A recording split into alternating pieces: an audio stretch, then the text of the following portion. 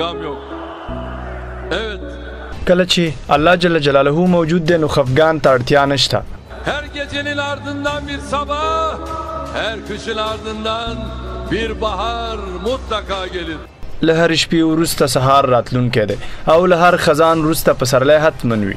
İsrail tarafından katledilen yüzlerce ve yaralanan on binlerce Filistinli görmezden gelmiş olması. Tek bir İsrail askeri için neredeyse herkes harekete geçmiş. نړۍ هغه سلګونه فلسطینیان نه ګوري چې اسرائیلو په شهادت رسولي دي.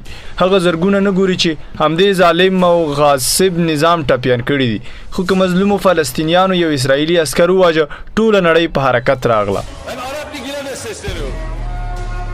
Sizin sesiniz ne zaman çıkacak diyor. Oturacağız, yemekleri yiyeceğiz, sohbetleri yapacağız ve ondan sonra dağılacağız. زه عربي ټولنې ته وایم تاسو به کله خبرې کوئ او کله به خپل غږ پورته کوئ. Petrol zengini Müslüman ülkelere sesleniyor. Müslüman ülkeler salt zekatlarını tespit edip bu fakir, garip ülkelere verseler dünyada herhalde fakir kalmaz. زه هغه شتمنو اسلامي هیوادونو ته وایم که چېرته تاسو فرضي زکات ورکړئ چې په تاسو فرض شوی دی نو هیڅ یو اسلامي هیواد به فقیر پاتې نشي. الرحمن الرحيم ألف لام ميم ربنا إنك من تدخل النار فقد أخزيته والذين يؤمنون بما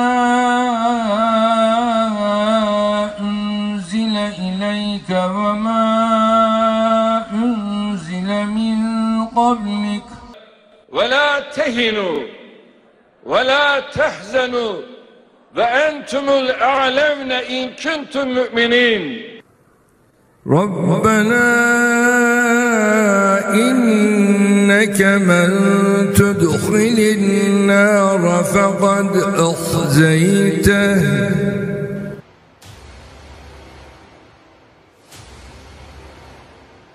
Siz Amerika olarak güçlü bir ülke olabilirsiniz.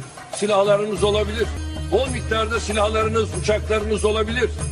Ama bunlar sizin güçlü olduğunuzu ifade etmez. هو تاسو امریکایان یو لوی دولت لرئ. تاسو سره پرمختللې وسله هم شته. ډېرې الوتکې هم لرئ.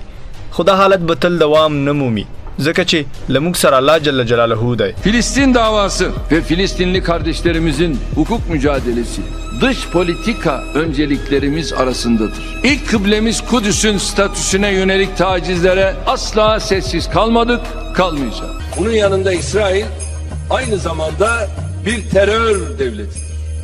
د فلسطین مسله دا زموږ د بهرني سیاست له لومړیتوبونو څخه ده. موږ هیڅکله هم چوپ نه پاتې کیږو. کله چې زموږ لومړی قبلې قدس ته سپکاوی کیږي هیڅکله به هم چوپ نشو ځکه اسرائیل یو تروریست دولت دی.